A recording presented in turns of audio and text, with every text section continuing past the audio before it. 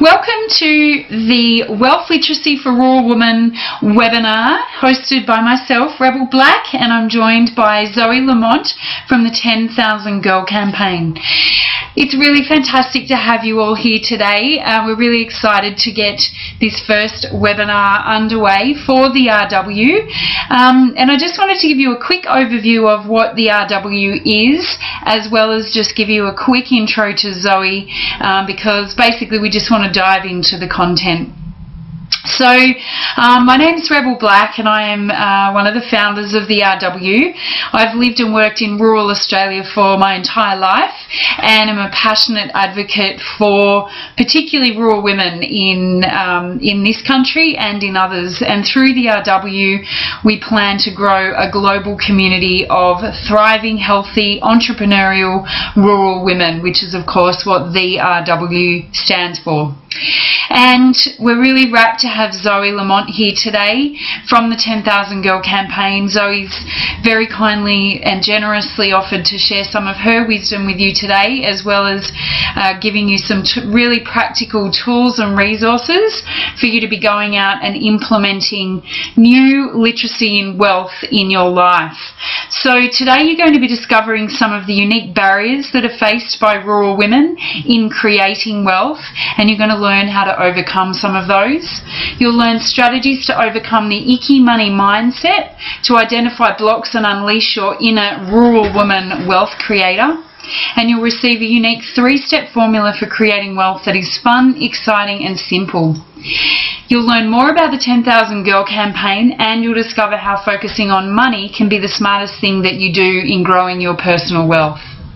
So Zoe, I've known about Zoe for some time now. I've been a great fan of hers from the sideline.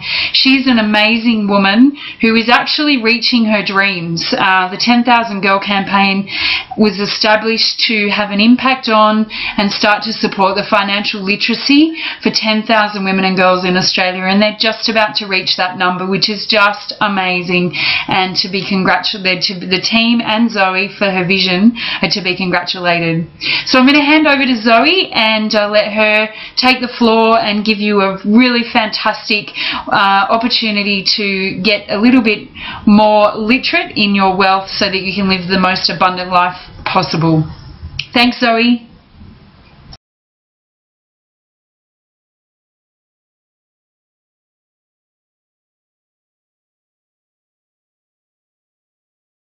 The emotional cloud that often clouds our decision making, we can then see money as a really clear enabler to living our dreams and achieving each of the goals through different stages in our life.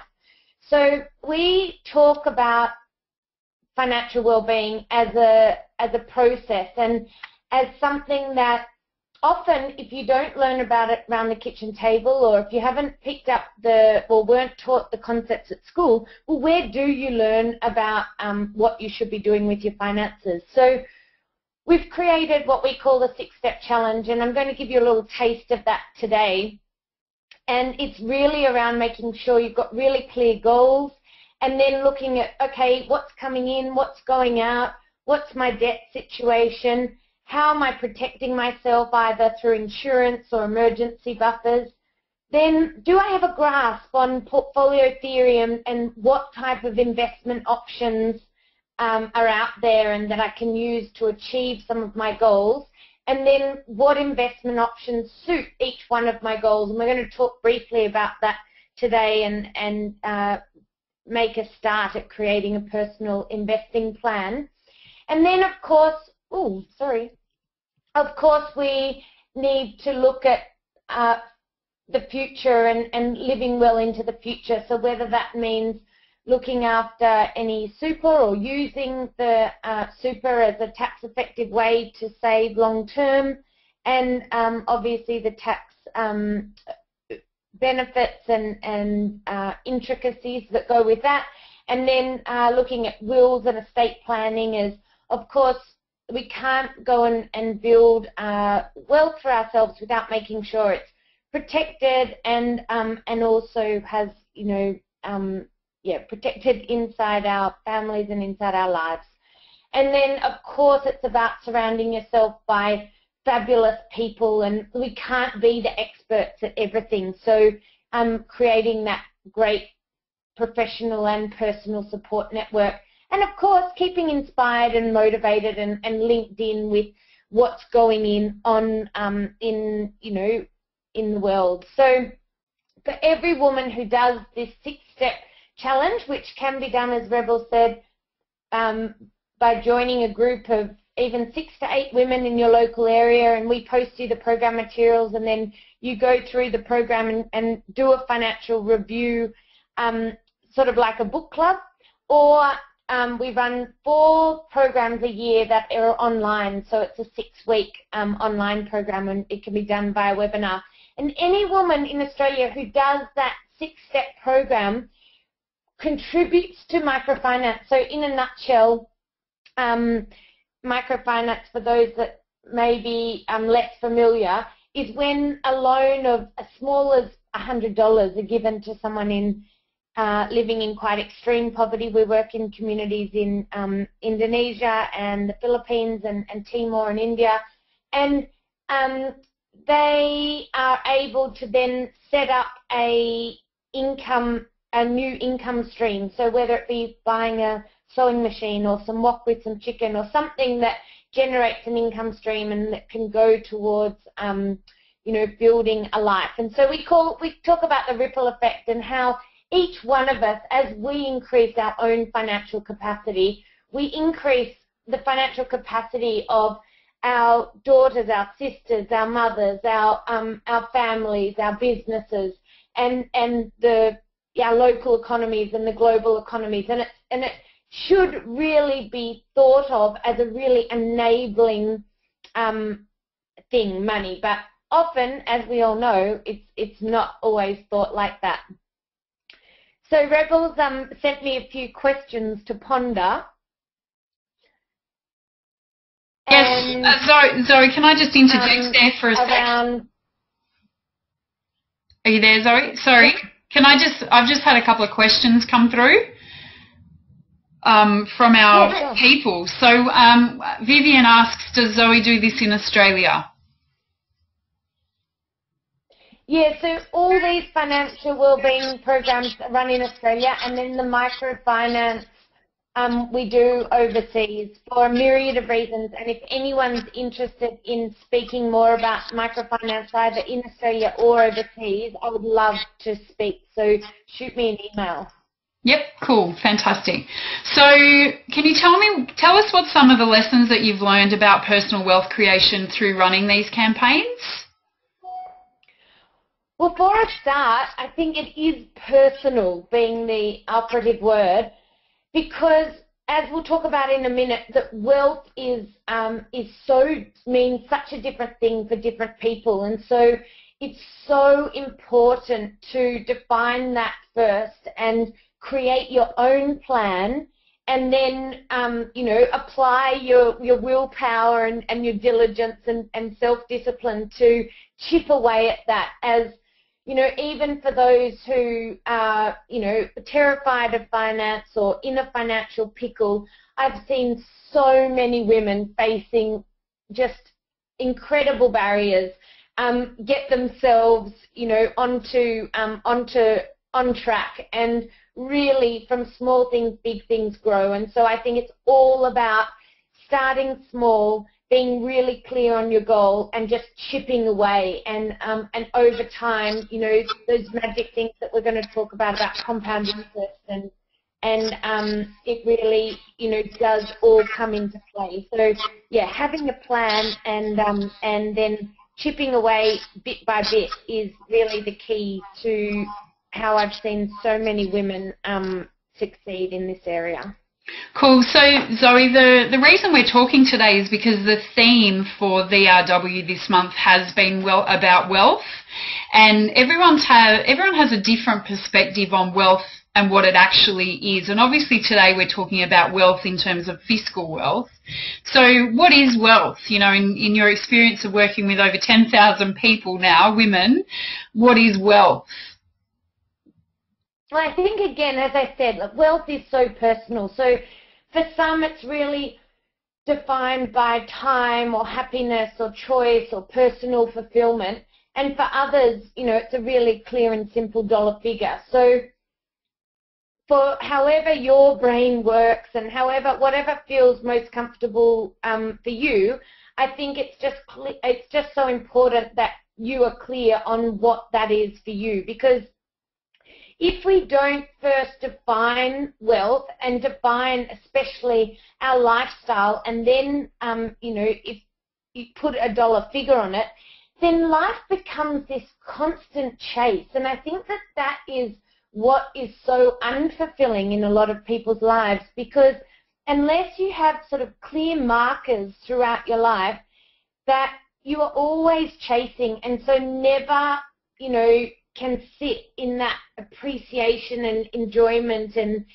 space of, you know, gratitude and fulfillment. And so I think it's very important to first work out what are the definitions of your lifestyle, and then, okay, what's a monetary figure to put on that, and we'll start that conversation today.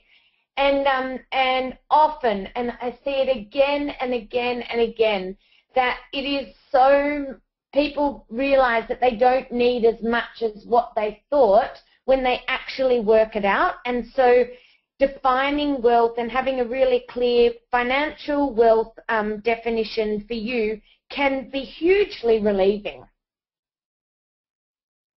Yeah, look, this is stuff that I teach as well, in the sense that, you know, when you're talking with women in business, it's all about figuring out how much money you need to earn in a business. And the more I hear it, the more I'm just like, yes, you've got to understand what you want out of life, and then what the dollars represent in that. That's what wealth is, isn't it? It's about living a fulfilled life, and then money just acts as a conduit to that. So, but it's a sticky, you know, it's kind of it's a challenge, and there are lots of barriers for women all over the world in achieving wealth, but particularly for rural women. And I think, you know, we've got similar issues, but some may be compounded challenges. So in working with rural women, what have you found to be the sort of primary barriers for rural women in achieving personal financial wealth, Zoe?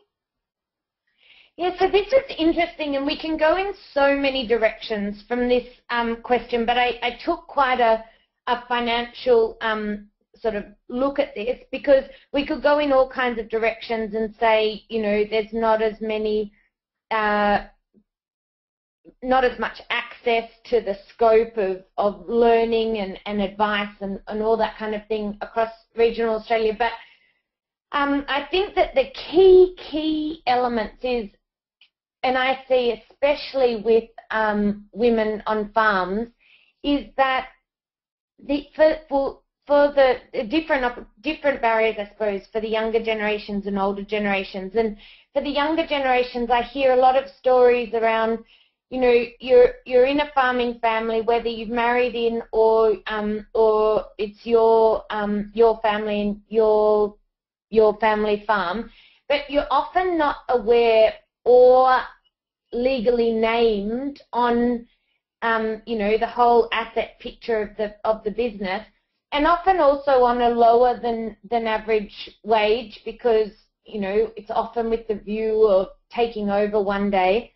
And so you've got lower savings capacity and often no equity to borrow against, because it can be you know, tied up or you know, out of your reach. And I think that I'm majorly generalizing, because as I'm going to explain, that it's changing so dramatically, and a lot of farming families are just doing some really incredible things with diversification and investing. But I do see this as a common barrier. And for the older generation, a lot of women I hear say they do the bookkeeping and they're all over the day-to-day money management, but not always, again, named on different assets or part of planning that broader financial picture. So they're just two things that I've had a lot of women bring up in different workshops that we've run in regional Australia. And I mean, I'm sure people I wish I could see people's comments on the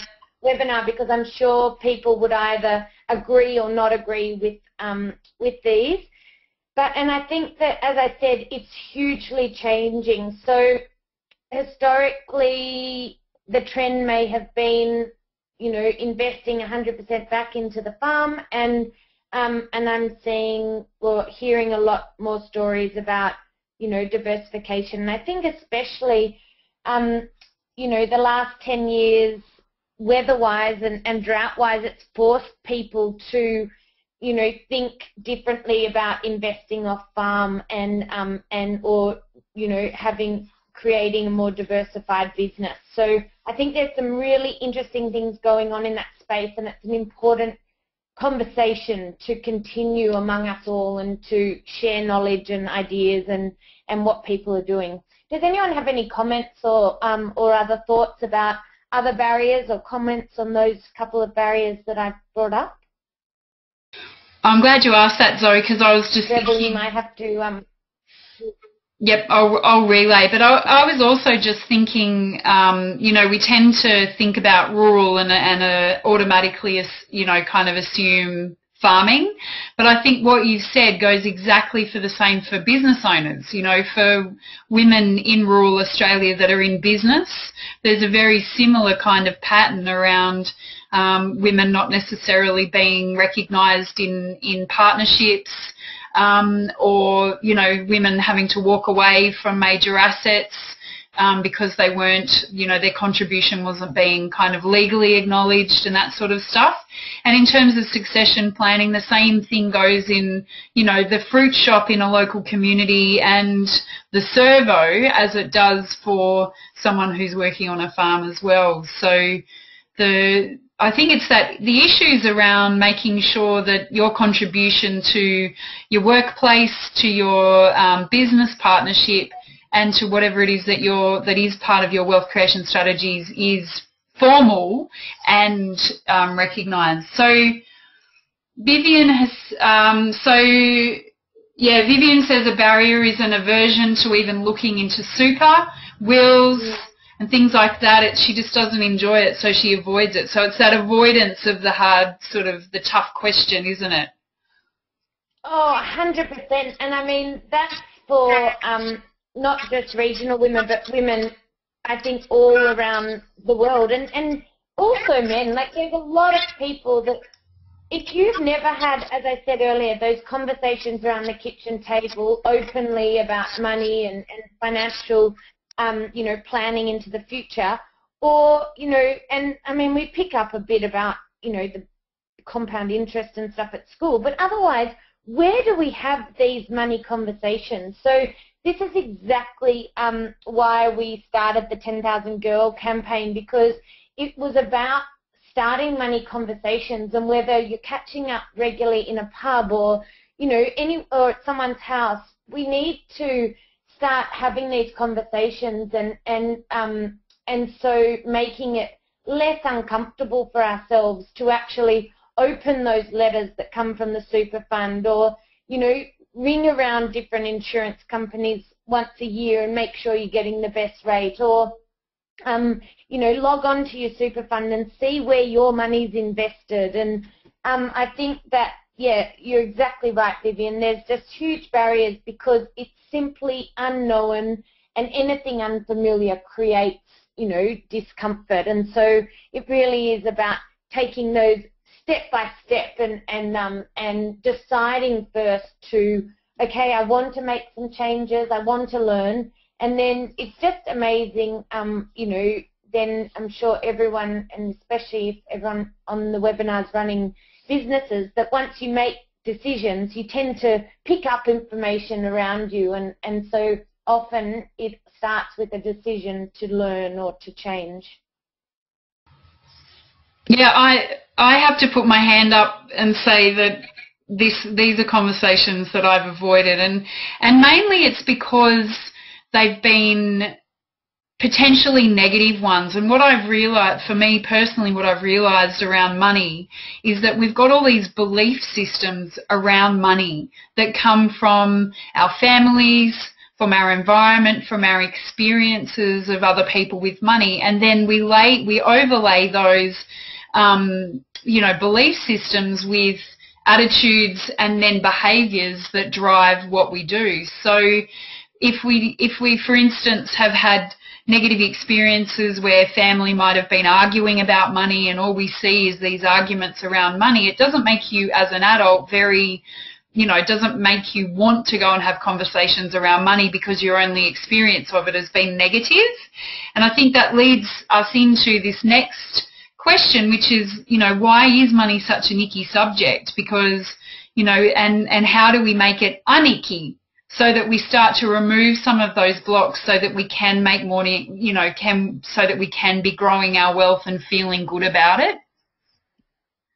Yeah, totally. So I always think that the key is starting the conversation. So often we aren't aware of those beliefs and stuff that you talk about, Rebel, and over time we start to see them and become more aware, but it often comes through having conversations. And what I love about sitting in a workshop, and it often ends in laughter and tears at the same time, that, we're all having the same conversation and you suddenly realize, oh, we're all in this together and we all have these similar beliefs, and through having conversations we can actually help ourselves identify our sort of limiting beliefs or thoughts that might be blocking our action in, to do with our financial management. And we can also help other people identify their beliefs. So in terms of, starting a conversation, maybe first, deciding what you want, and this is something that I think you need to have a conversation with yourself, and then maybe, your immediate family, but first of all, definitely with yourself. And after this webinar, I'll send Rebel, and Rebel will send you a life planning ebook to talk you through some exercises to start with this step. But really deciding what you want and why is it so important, and those motivators can often, drive us to burn through the discomfort moments. And when we set clear goals, and anyone who's a planner will be familiar with this, that often then the bigger your goal, the more chatter you have going on in your head that, oh, I can't have that, or I can't do that, or and I think that's what you were alluding to, Rebel, that often, we set these goals and then we have this chatter that can often stop us taking action. And so I think it's a great exercise to just, if you notice that chatter, listen to it and write it down, or just be really mindful and just smile to yourself and accept it. And it's incredible how you can even shift a belief by just accepting it and being aware of it, rather than, it doesn't have to be something that you fight your whole life, but it often just comes from that moment of listening and perhaps jotting something down. And once you're really aware of it, it's incredible, how that can just shift. And then I think that, and sorry, I've used this farm, but think about it as any sort of business or partnership, that if you are then wanting to, some financial goals we carry out on our own, and some, we carry out with partners or with family or with children or with whoever it is that you are making plans with. But think what's in it for them. So I always talk to people about creating like a business case, and this might be to your husband or to whoever it is, but what's in it for them to make these changes or start a conversation that that you haven't had before. And then having the conversation, and there's some interesting arguments whether, you make it formal or informal, but I am pro making it quite formal, and that might be just simply prepositioning, so saying, okay, this weekend I want to sit down for a couple of hours and talk about our plans over the next few years, or it might be, if it's with the broader family, it might be sitting, booking it a couple of months in advance if you need to get a few people together, Or it might be setting a date with yourself and saying, okay, this weekend I've got, you know, this afternoon, and I'm going to sit somewhere beautiful and just, you know, really have a think and a reflect about where I've come from and what I want my next few years to look like.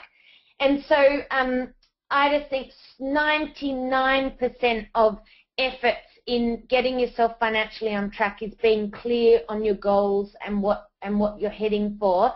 And then, of course, it's taking action and you know, forming that support network along the way. So I'm going to share some, you know, 3 strategies to sort of start this process. But does anyone have any questions before we go into the next 3 steps? If you've got questions, guys, just pop them into the question box below. Please don't be shy. Don't be scared. No one will bite you. I don't have to say your name either. If you'd rather remain anonymous, because sometimes that's good too. But I reckon, having done a lot of work on my money stuff in the last 6 months, Zoe, I reckon that second point that you raised there, the listening to the can't have, can't do's, and just listening, and rather than fighting the belief, to just let it go, you know, forgive it, move on. We've all got stuff, you know, we've all got reasons why we hold on to beliefs, and I think I've spent a lot of time personally fighting that, and I think that wisdom around just being, you know, forgiving it, moving it on and letting it go is so much better than fighting it hard. So a question about the formal and informal. Is there some sort of suggestion you could make about, if there's some way, how would you suggest a formal conversation look like with a business partner? With a business partner or family, well, either way, whether it's family business or with another business partner, I think it's always just great to be straight out and honest. So whether, if you already have some sort of, you know, formality, so whether you speak each week or whether you have a meeting each quarter or each year, it might be an option to tie into that, or it might just be an option of, I like to bring it up in person. So say, look, I'd love to have a more formal chat about our plans and just, you know, step out of the business for a couple of hours and look into the future. And I mean, there shouldn't be any you know, objections to that. But then I'm a big fan also of creating an agenda. So once you've set your time and date, sending through, here's a few talking points, and so the other person or the other people can also be prepared. And then when you have that really precious time together, you can get into the nitty-gritty rather than, you know, you've already positioned what you want to get out of it and ask people for, you know, any feedback or to think about, you know, X, Y, and Z. And so, yeah, I'm a big fan of starting the conversation casually and then setting a date and then emailing through a really specific agenda, and just, I think that just steps it up a bit. Does that help? Yeah, that's great, Zoe. Fantastic. Thank you. There's another question. Is it possible for you girls to give us an example of your successes so far, or others maybe, Zoe, that you are aware of, so that they can see just how big they can dream? Successes in terms of, well, I'll share my personal financial journey with you quickly. Cool. It's pretty amazing. Awesome. You know, I grew up on a farm near Wagga and went to uni just because a friend said CSU at Bathurst is fun, and then went back to home because I didn't really know what I wanted to do after uni, and I'd been a bit of a rat bag at uni.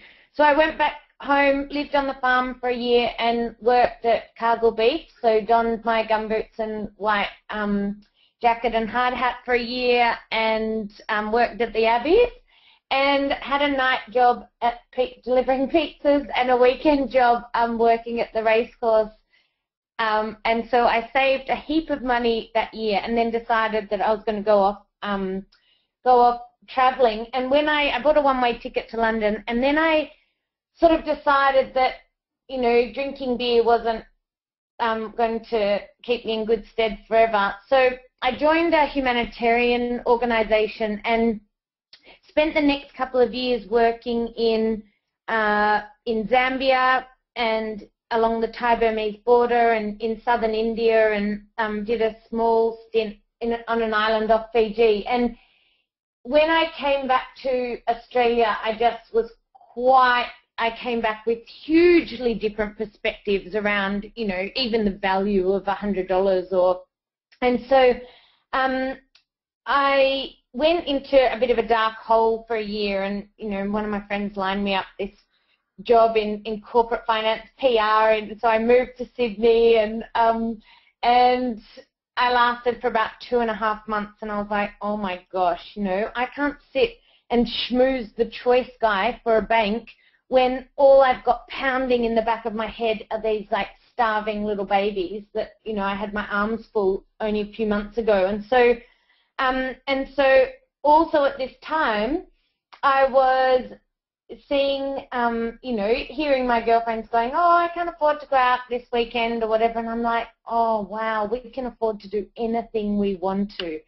So from that place, I had a few different business interests, and I put, you know, over the next couple of years, I put over $100,000 into courses and learning, and every cent I earned, I put back into. I did so many different kinds of weird and wonderful courses, and a fellowship at the School for Social Entrepreneurs, and I had a few little businesses going on.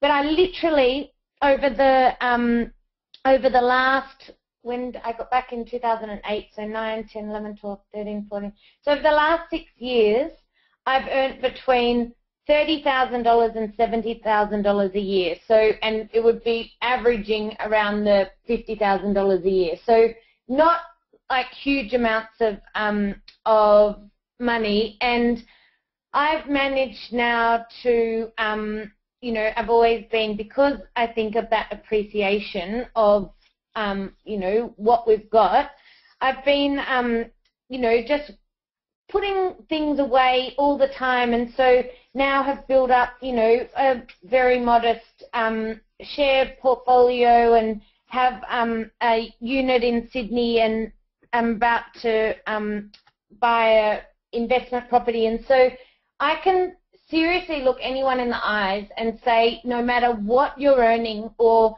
it is so possible to just whittle away over time and really build up your network of people who want to have, you know, informed conversations around creating a good plan for the future, and making sure you've got people around you that will have sound financial conversations with you, that really anything is possible. And I've really realized that, you know, from coming back to Australia and thinking I hate the world and it's so unfair, and how can people be starving at the same time as people are, you know, driving around in fancy cars and beeping their horn because, you know, they're 1 minute late to their corporate job.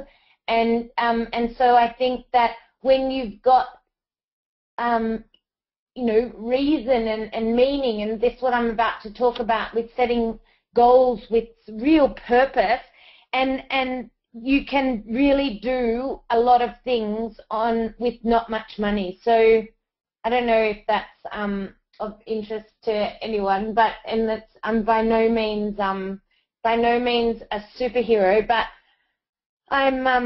I feel really confident about my financial future, and I think it is to do with just having a clear plan and chipping away. And I've seen people leave really, you know, violent relationships with nothing, and, you know, get on their path to restarting their lives and getting back on financial track. I've seen I've seen really young people build up, you know, fabulous, get themselves in a fabulous financial position early on in their lives and really open up their opportunities to help others and do other things. And I've seen older women and had conversations with women who have left relationships or who haven't planned and have found themselves all of a sudden starting to think about retirement, or kids have left home and now having a bit of space in their life. And I've seen them get on track financially to, you know, be on track to have enough to retire on. So I just don't see barriers for anyone anymore, and I just think it really is about having a clear goal and taking little steps every day along the way to make it happen. You're getting some nice feedback, Zoe, so amazing story. Thank you for sharing, very inspiring, and I'll just echo those sentiments as well. I think it's really important to remember that those lessons around that it is about having a goal and then making a plan and just taking step by step by step to what it is that you need to, what it is that you decide that you want to achieve. The other lesson for me that I've learned over years of going through times of being very well off in terms of earning good money to being absolutely, you know, bare-skinned, peanuts broke, is that plan is critical. And also not comparing your plan to other people's plans. So I think, you know, I've often looked at what other people were doing in life and thought, oh, you know, feeling envious or like I could never have what they had and that maybe they were bad people for wanting more than me and all of those sorts of crappy beliefs that we hold. And the more that I focus just on what I want and what's important for me in my value systems, the more that stuff just seems to happen relatively easily. So I think that's, you know, that just is another part of not comparing your desires with other people's, but just from being very clear on your own pathway. Sorry for that. So in thinking about that, Zoe, and again, thank you for sharing, being so honest with your story, let's get into the nitty-gritty. So we promised 3 strategies that our women can implement in their daily lives to start to take steps to grow their personal wealth. So I'm going to give you the floor, and this is the juicy bit, everybody. So buckle up, get your pens ready, and get some stuff down. Thanks, Rebel, and I love what you say about not comparing, because we all living these totally different and awesomely unique lives, and I think that that's part of celebrating who we are and making sure our plan is our plan and not a status quo plan, because I know that that can, you know, pull the rug. So I just want to premise this with the fact that, again, I'm going to go back to you know, when you review your finances, it really does have to be a holistic thing. You need to look at your goals and, you know, your debt position and your insurance before you go building, you know, or making any major financial decision.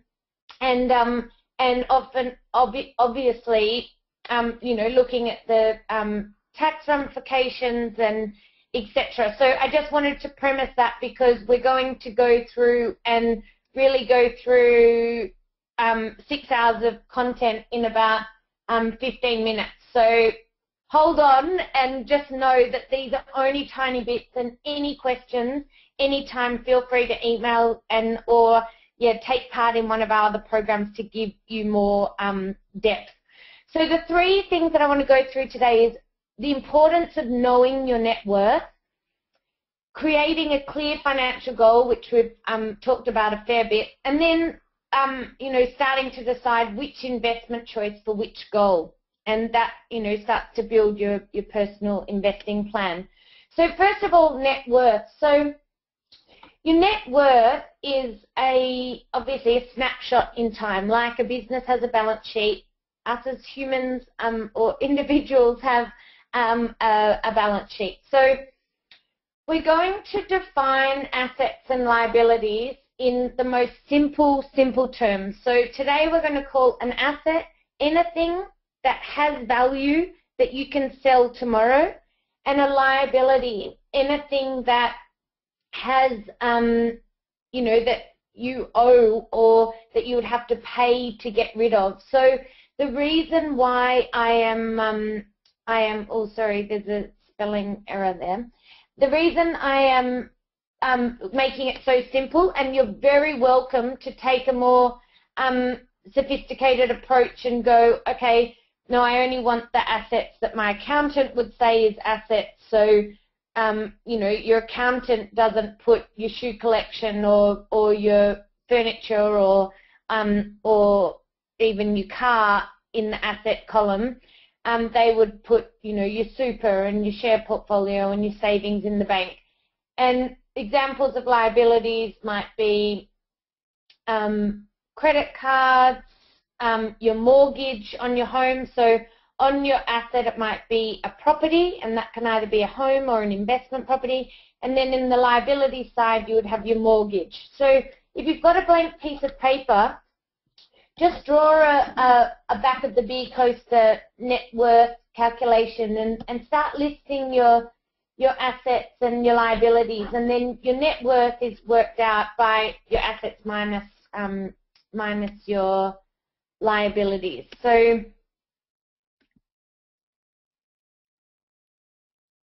I'm going to see if this works. Oh yeah, I can write on here. Really messily. So it might be a house or a property. Well, I'm not going to do that. I can't understand my own writing.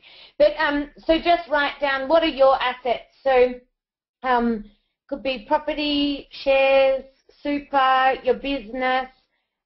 Think about what, anything that you could, you know, that has some value.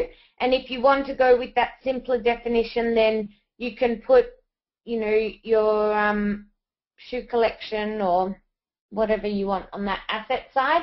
Especially, I say that because especially when you're younger and, you know, you've got to work out your net worth at any age or stage, but it can get a bit depressing because you don't have many assets. So I think it's a bit more confidence building if you put down everything that you can sell tomorrow, and then your liabilities is anything that any loans or debts or things you owe. So why is this important?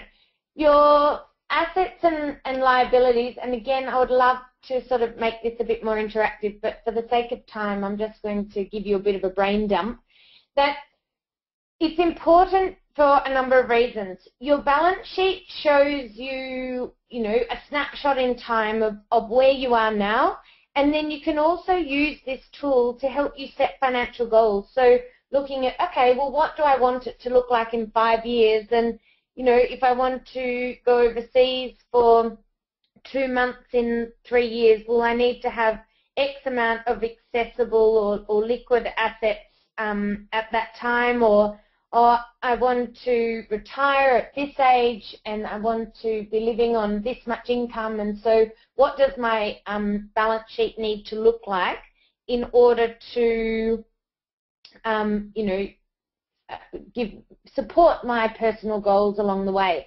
The other reason you can use your balance sheet or your net worth is that obviously every time you go to get finance, then the bank will ask you and look at your net worth or your equity position and show you how much you can borrow. And then also from a risk point of view, so if you do some scenario planning and say, okay, well, how about if, you know, my son gets sick and I've got to have 6 months off work, or how about if, you know, someone passes away, or how about if someone is debilitated, or all these sort of things that are horrible and awkward to think about, but way better to think about when everyone's healthy and well than, you know, when something's happened and you know, emotions are high and judgment's clouded. So using your net worth to look, okay, well, you know, if something a minor, I could have time off work for 3 months because we could sell that or use these savings. But if it was any more than 12 months, well, then I'm going to look at, you know, some insurance to do that. So from a risk and insurance planning, your balance sheet can help as well. So is that sort of just a bit of food for thought as a starting point, because you need to know your net worth now, and you need to know your net worth, well, as your financial goal down the track.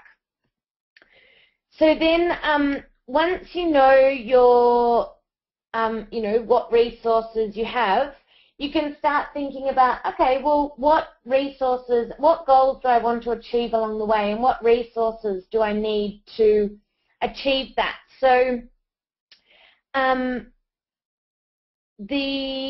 this is where I'm going to just skip ahead and then come back. That, you know, for some people, goals are, you know, having the latest mod cons and travel adventures, and for other people, your goals are defined around time at home or healthy eating. So whatever it is for you, just absolutely, like Rebel said before, make your goals your own.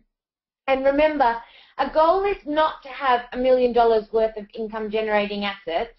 A goal is to be able to, say, volunteer as a nurse in Africa for 6 months, or and then the financial enabler is to build, you know, your asset base.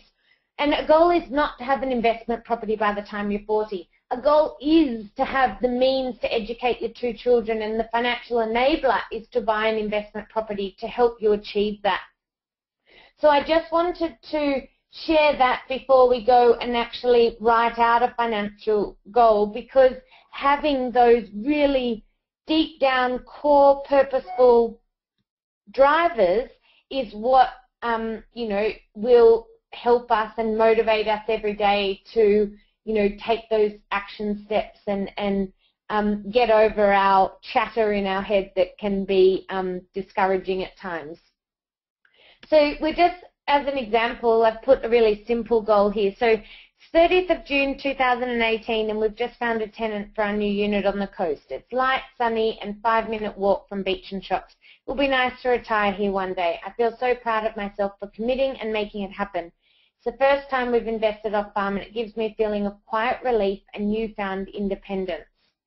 So if people have heard of the SMART goal acronym, you know, specific, measurable, achievable, realistic, and within a time frame, that is, you know, terrific. But I think goals also need to have a bit of pizzazz and, you know, things to bring you, bring it to life. So we talk about an inspire goals. So making sure that your goal is interesting. Is it new? Is it specific? Is it productive? Can you do it? Is it rewarding? Will you and others benefit? Is it expansive? Will it challenge you and help you to grow? And so take a couple of minutes now to write out a goal. And I like to write goals in a really, you know, pick a moment in time. So it might be Christmas a few years down the track, and you're laughing with, you know, your family about, you know, how good the last few years have been. Or it might be, you know, that you've picked up the keys to a house, or that you've made your first trade on the share market, or that your business has, you know, got to a certain point, and how that makes you feel, and who you're with, and when is it, and why is that important to you, and what does it enable you to do. And I think that wrapping your financial goal in love and excitement is really key to making sure goals are embedded in your life and that they happen. And then, of course, breaking it down to go, okay, well, if this is my goal, if I want to have buy a property in 4 years' time or whatever, then I want to go and make an appointment to see a couple of mortgage brokers or someone that can help us identify what we can do for the next 3 or so years to make that goal happen, and what paperwork we need to be getting together, and what finances and we need to be getting together to achieve that. So then the bit that I really love is then who do you need to be? So, you know, what kind of strengths and characteristics can you draw on from other things in your life that you've achieved that can help you believe that this goal is really attainable? So we can have a chat about that in a minute. But yeah, so enjoy just writing down. It might be a goal that you've been pondering for a while, or it might be something that you've just thought of, or something that you're, you know, currently acting on, but it might not be written down. So just spend a couple of moments writing that down, and feel free to ask any questions.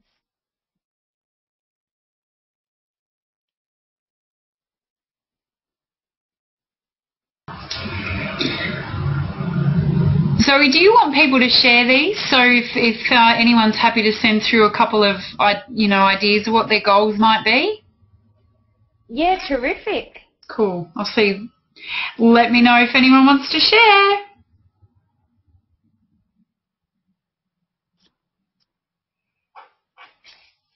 They're all writing. Nice. Just a question to ask. One of the things I've struggled with is that sort of personal goal versus shared goal, and I wonder what your thoughts were on this. Is this something that you would do, say, on your own, and then have a combined sort of goal set with your partner as well? That's the one thing I've always struggled a little bit with. Yeah, I'm a big fan of, having a high-level conversation, say with a partner, and then and deciding together that you want to create some goals, and then whether you're using some sort of template or thought points, where you might just say, okay, let's go our separate ways and jot down some of the things we want to do in the first year, and in 5 years, and in 10+ years, or whatever the time frames that you decide on.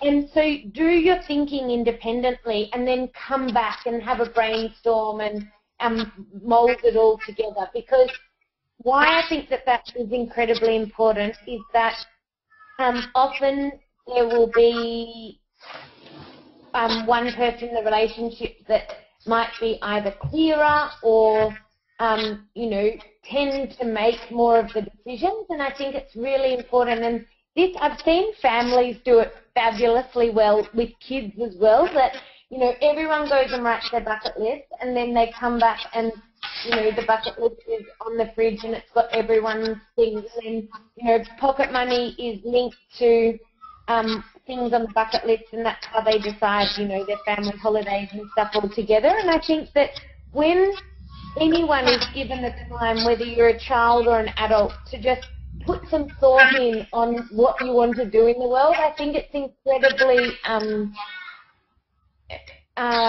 it's just a really important opportunity to sit with yourself and listen, and then to share, because otherwise you get mixed up with that.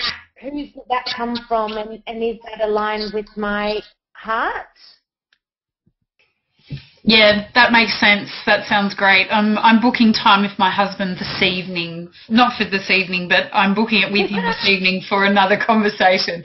So we've had one come through. My goal is to have a successful, productive, inspiring business up and running at its fullest by this time next year. That's a pretty awesome goal. Great. And then make sure, you might not want to share the numbers and stuff with everyone, but make sure you make it as specific as possible. So is there a certain number? What's inspiring successful to you? So is it a certain number of people on your database, or a certain number of products sold, or the fact that you have a website going and you've made a sale, or what does, or that you've got had a great testimonial or a referral, or, what does success mean, and therefore it's measurable. And when that measurable moment happens, you can really look back and go, oh, I created that. And so I think that, like this goal that they've just found out they've got a tenant for their unit on the coast, and even they could say it's a 2-bedroom unit on, you know, the south coast or something, where you can start to think, okay, put a figure to that, and therefore work backwards and think, okay, what do I need to do to get there? So yeah, that's a really fun goal, and just make sure that they are really as specific as you can get. I think it is that specific that's the important, isn't it? And attaching the heart to it. So how are you going to feel? Like, what are the emotions? Because I know for myself in my goal setting over the years, I've put lots of numbers on the page. I've set lots of sort of pseudo goals that I've then either not really had the heart to achieve, or I've achieved and not really recognised it. And it's that emotion, you know. You'll see in the one that you've got there, I feel so proud of myself. Gives me a feeling of quiet relief and newfound independence. So attaching your emotions to your goals make them so much more real. And the other thing, Zoe, is that that's written it's as if it's already happening. And I think all the books I've read over the years around manifestation and law of attraction and goal setting for action and all those sorts of things say, write the goal as if you've already done it, as if it's today, and it makes it more powerful and you own it more. Okay, so I've got another goal, I guess. I'm going to make an appointment, or I need to make an appointment with my husband and daughters, as my goals need to be in partnership. Great, great. I just am so passionate about people having the conversation. I think that is fantastic, and that's absolute road to making things happen.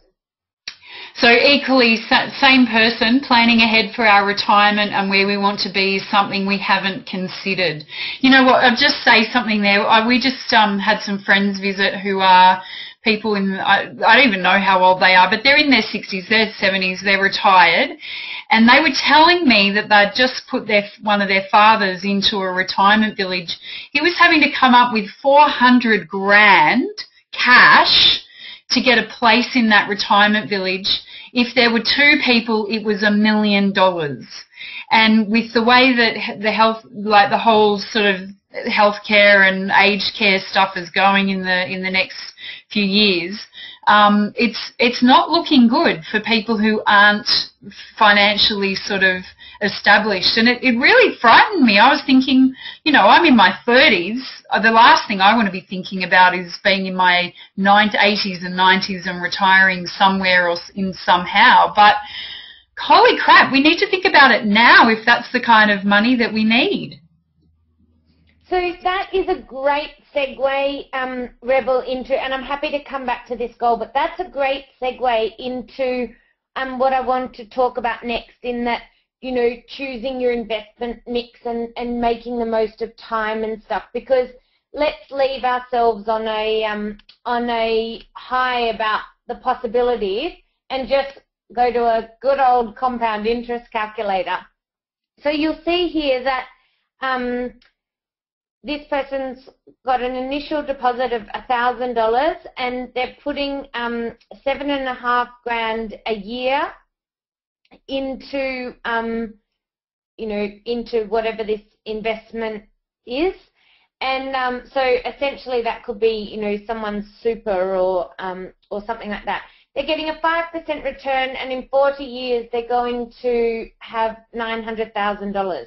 So let's watch this interest rate number now and say, okay, 6%, they're going to go from 900,000 to 1.1, and at 7%, so getting 2% more return on your investment, you're looking at the return of having $1.5 million rather than the 900,000. So we've looked at this example using, obviously, the magic variables of compound interest are the rate of return and the number of years. So exactly what you're saying, Rebel, that, you know, it's so easy not to think about retirement, and whether you're in your 20s, 30s, 40s, 50s, the majority of Australians don't consider their retirement until, they're on the verge of it. So this really shows that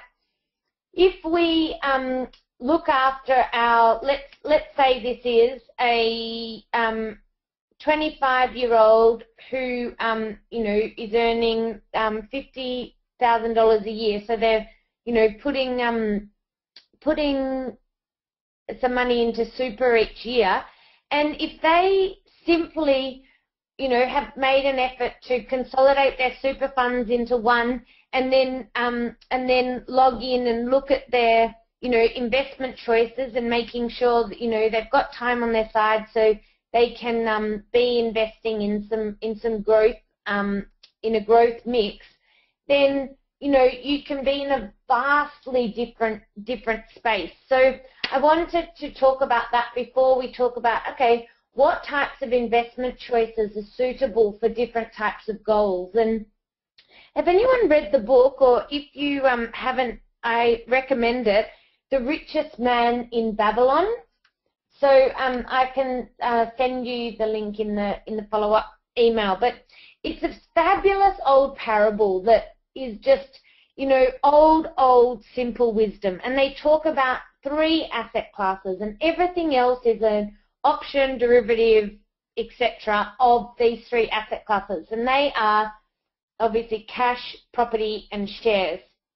So you tend to look at in a really simple way, and as I said before, we're breaking down like 6 hours of content in a few minutes. But cash, the good things about cash is really in most major banks, in the major banks in Australia, it's capital secure. So for short-term investing, really you want to be anything less than 3 to 5 years. If you need the money, you want to know the money's going to be there. So cash, you might not get the return, but you can't, lose your principal amount either. And then as we move along, property and shares, you tend to get historically higher risks, but there's higher returns because you can lose that, lose your capital.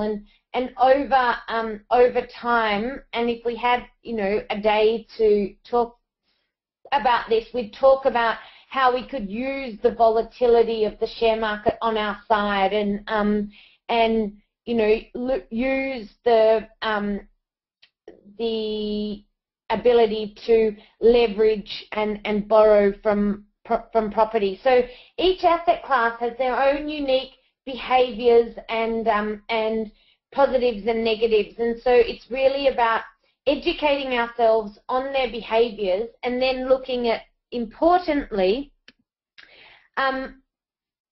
what does that look with your personal risk profile. So as I said, and this will be the only bit of absolute advice that I'm totally happy to give, that anything less than 3 to 5 years, cash, whether you are a super relaxed person or where the money worries you, anyone with a short-term savings goal, whether it's a deposit for a house or a holiday or a car or whatever it might be, cash.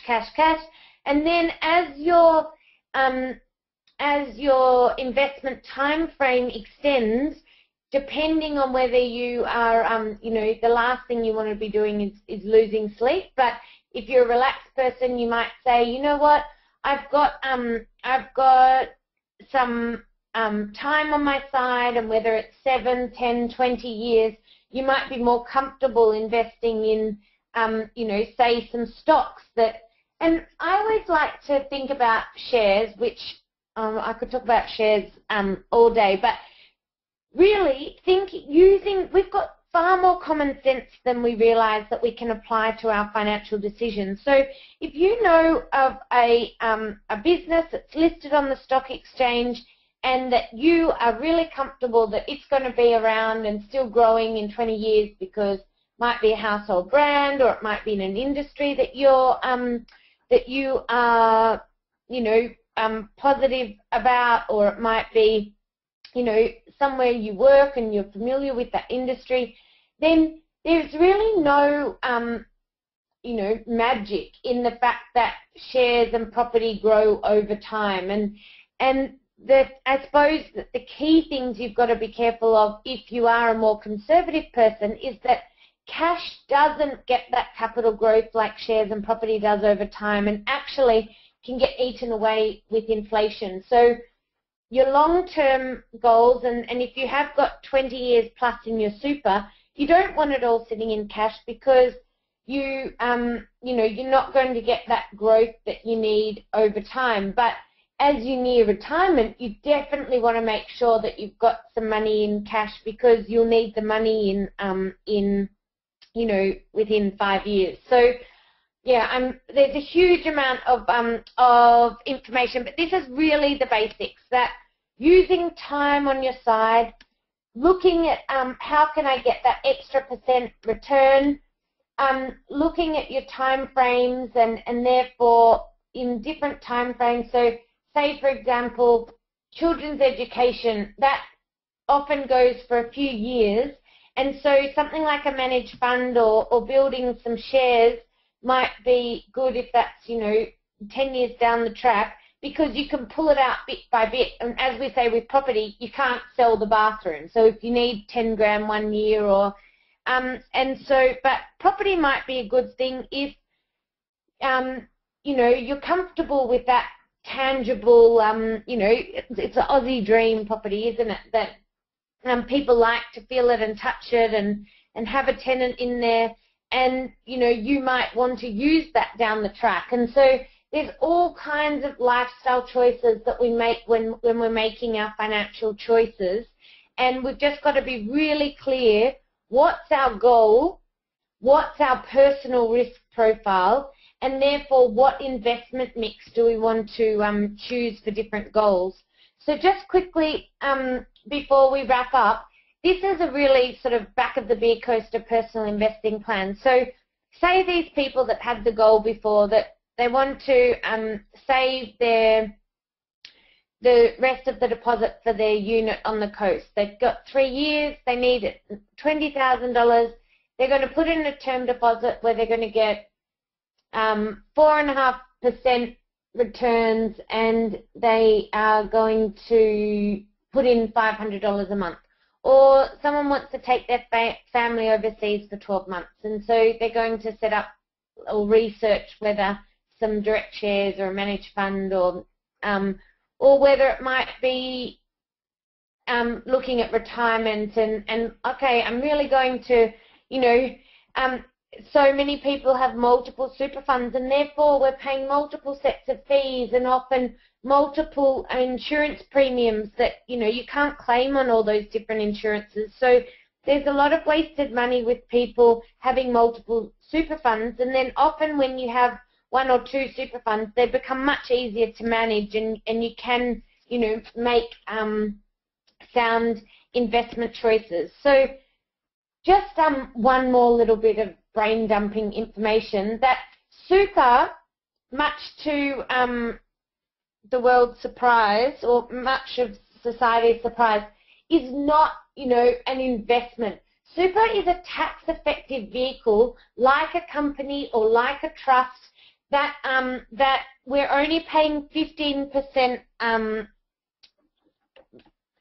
tax on the income generated within super, where in a company structure we pay 30%, and with our individual returns, well, it's used by the the individual marginal tax rate. So super is a very tax effective place to have your money, and that it is our responsibility to look and see, okay, what is that investment mix that we want to have within our super fund.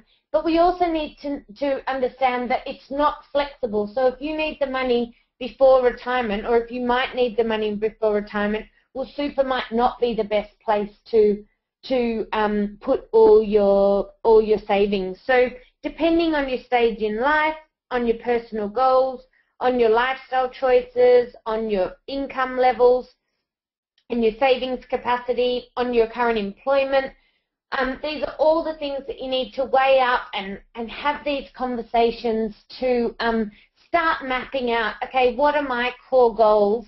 what do I need, and what do I need, what are my immediate next steps? Even if you don't know exactly how you're going to get there, what research can you do, you know, to make a start? And I'll send you some really great resources as well.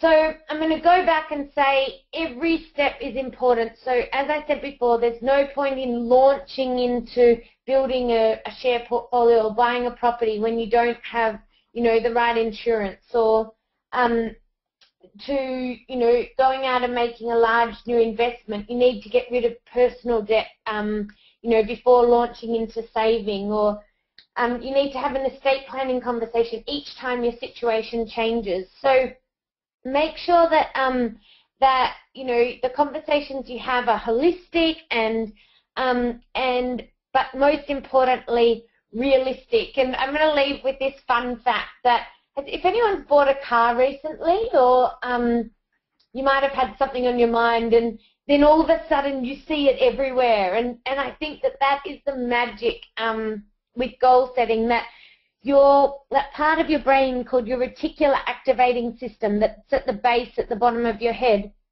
at the base, at the bottom of your brain, that is really what some people call the compass of your brain. So even if you have purely made a semi-subconscious decision through sitting through this webinar that you want to make some financial changes in your life, then I bet that it's going to be easier for you than you think it will be, because you'll subconsciously pick up all tidbits of information around you, and your plans come to life when you focus on them quicker than we often think is possible. So I leave you with hopefully an open mind that anything is possible and that change starts slowly. And I'm going to send Rebel a whole lot of resources to send out to you. You're really welcome to contact me at any time, or you or someone you know might be interested in joining this next 6-step challenge. Starts at the start of August, and it is a 6-week program, and there's 6 webinars, and you have a workbook to work through, and you create your whole, you know, you do a really thorough financial review. So it is a pretty fun, you know, conversations to have with people. So I would love if people just typed in the question in the chat box, one really specific mini takeaway action that you can go away and do, and then I'm sure that both Rebel and I would be really happy to chat with anyone further if you've got any more questions. Anything else you'd like to add, Rebel, apart from a big thank you to everyone who's joined? Oh, look, I just wanted to say thank you to you. That was awesome. But I have got a heap of questions that have popped up while you've been talking. So if it's all right with you, I mean, we've got a bit of time for Q&A. So if anyone's got any other questions, get them up there now. I'm just going to start methodically going through them, and as they appear in my question box, Zoe, if that's okay. So first one is there a happy investment story for people starting this process at 50? Which I guess is a question around, is it ever too late?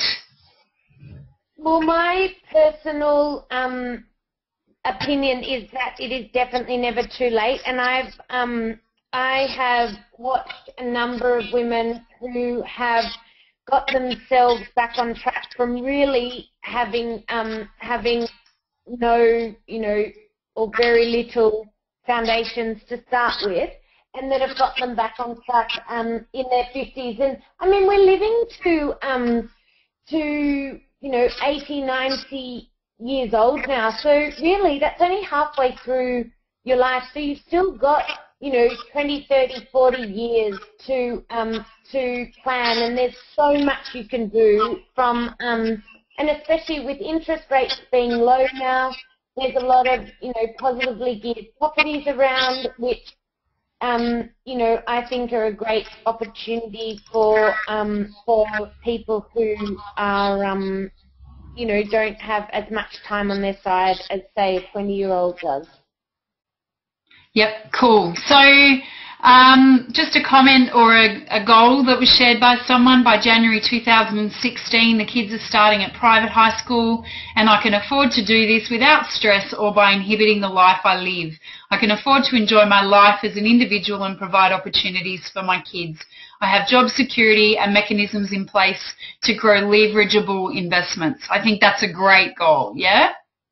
Oh my gosh, that gives me goosebumps. Good luck. I had to share it. So another question, what about the fact that super funds really vary and others and one that I thought was good dropped, and in fact a few years ago they all did. I find it tricky to trust. I think trust is a big thing for people, Zoe. So any comments on that?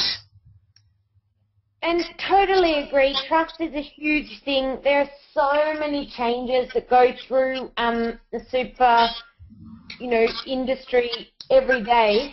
And so, I mean, I know that we don't have a lot of time. I would love to give you a whole hour on super because I just think it is one of the most misunderstood but important and valuable opportunities that we as Australians have. And, I mean, the government will never, yeah, of course, maybe little things will change, but really super was introduced because, you know, the demographic pyramid was changing from, you know, a huge amount of baby boomer taxpayers to realising that there's going to be less people in the workforce looking after a larger, longer living retired population. And so super is, the government has to incentivise the public to use super effectively to fund their own retirement, because there really is, like, I mean, anyone who knows anyone on the pension now, it's not a real lifestyle. You know, I call it a bit of a tin bin life. And so you want to learn as much as you can about super and then stick with, you know, a household name. A lot of the industry funds now are, you know, have quite low fees, good insurance. All the mainstream super funds, whether they're the retail ones, so they're owned by, you know, banks and the like, and you often pay a few more fees for those, but you get advice. And so for some people, especially nearing retirement, that's really valuable. Where for a lot of people, they're happy with the no-frills industry super fund versions, and they often have lower fees, but you might not get access to, you know, an advisor. But all the super funds now, since people can choose where their super goes rather than, you know, when you just had to go with the super fund your workplace had, hence the reason why a lot of people have, you know, 8, 10 super funds, is because, so the super funds are getting really much more user-friendly now. Find a super fund with, you know, that you feel comfortable with, that you feel like communicate really transparently, that their user fee is easy, that you can easily, you know, change your investment mix, make extra contributions, review your insurance, nominate your beneficiary. So, and I mean, yeah, I think if you want to know more about super, you know, sign up to our newsletter or something and chime into the next webinar around super, or maybe we can do one with Rebel's crew, because it's a really, really important, you know, opportunity that, when understood, it makes logical sense, and it is something that we should all be making the most of. Cool, thanks. So, I mean, we can talk about that, because, I mean, like you said, we could do a million webinars on all of these topics, an hour or two each. Just someone's asked, can you make a comment about having your life insurance attached to your super account? Brokers seem to push to do this, but it eats away at your super potential. And before you say anything, Zoe, I just wanted also, we didn't say at the beginning, but you are not a financial advisor, are you? So we just need to make sure that we put that caveat there, that this is information more than advice. Yeah, so totally. We had that written at the start of the slides, that 10,000 girl, we give, like, we're not providing financial advice, and you really need to go and get personal, advice that fits with your situation. But I think having the conversations is so important, but making sure that then you go and do research that fits your own picture. But in answer to that question, often people put insurance in their super fund or pay for insurance within their super fund for two reasons. One, sometimes it's cheaper, and two, and it's cheaper because some of the big industry funds they can get big deals because they're getting insurance for millions of people, and the other thing is that people's cash flow. So depending on your cash flow, some people like to if they need the cash flow for other things, they'll use their super. I like to say to people, even if you want to have your insurance within super, because say for example you've got a good insurance premium there, then try and top up your super so it's not being eaten away by insurance, but so you're still covering it. So either way, as you say, it's you don't want insurance premiums to eat up your retirement savings. They're meant to be there as a protective thing, right? So the only reason you would have it within super is if that's the only way you could cash flow it, and if it was you had a cheaper premium in there. Couple more questions. I know we're running on time now, Zoe, but I just wanted to, there's a couple more questions and then a couple of takeaways from people. One is, when cash flow is tight, where do you go for good advice you can trust? So I'm assuming that question is, if we've got not a lot of money to get great advice, where would we go? Well, I think that, I'm a big believer that there is a lot of things that we can do ourselves, and then, once we get those foundations laid, we can go and, seek advice from financial planners, etc. So, I mean, that's why we set up 10,000 Girl, because there are millions of people in that situation that you're not at the point of, having a spare couple of grand to see an advisor, but you want to start taking action. So, I mean, you could do one of the 10,000 Girl programs. They're $149. They run through those 14 topics that we showed you before.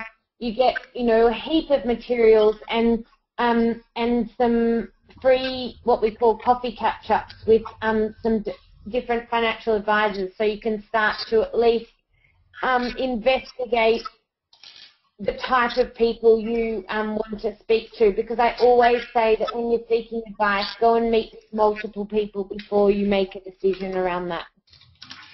That's awesome. You answered a couple of questions for people there in the price. So just recapping, it's $149 for the 6-week program, yeah? Yeah, so if awesome. You do it online, it's 6 weeks, but if you do it with a group, so you might have 6 to 8 women in your local area, you might decide instead of meeting weekly, you could meet fortnightly, and so therefore the program would go for 12 weeks, but it's the same content. It's those 6 steps and those 14 modules. Yeah, beautiful. Fantastic. So one of the things that that I often, hear people say is, oh, I can't afford to do that. And my answer is always, if it's important enough, you will find a way. And so to reframing that mindset around to say, how can I not afford to do that, and what can I do to find the money to make it happen? Yep. Yeah, if you think about it, like spending a couple of $100 now on, a couple of books and a short course, if you make one good decision, you put an extra $20 a month away, you have a really good goals conversation with, with a partner, and you consolidate a super fund, you're talking about potentially like $100,000 down, 10 or 15 years down the track. So really, small investments now pay off. Yeah, it's a no-brainer really, isn't it? So then we've just got a few take-homes that I wanted to share before we wrap up, Zoe. So Take home message is get clear on what my goals are, and that wealth to me is financial freedom. I need to take action to move forward. Awesome. Start researching and making solid goals. Love it. Takeaway, get my butt into gear. Would love to do a 6-week program in this region to connect rural women and work together. That's fantastic. My takeaway action is to understand my superposition better and enact a change if I can find better value and a return potential. So love it, love it, love it. Everyone's got things to do. Everyone's setting at least one thing that they're going to do after this webinar, and I think, Zoe, from that, you and I have achieved our goals in inspiring people to take some real tangible action in creating better wealth for themselves. Yeah? Would you agree? Super. Well, thank you all for great participation, and thanks, Rebel, for having me. You're welcome. Everybody is going to get the details that Zoe's talked about out in an email, which will include registration for the 6-week program. And Zoe, I can't thank you enough. This is so exciting. This is the first DRW webinar. It'll be the first of many, and I'm just so grateful to you for not only being here today, but for the inspiring and amazing work that you've been doing and that you'll no doubt continue doing. So thank you. Thank you all, and good luck with all your plans. I look forward to staying in touch. There's lots of clapping going on from the floor. There's people still sending messages saying how awesome it was and thank you, and everyone's had a great time.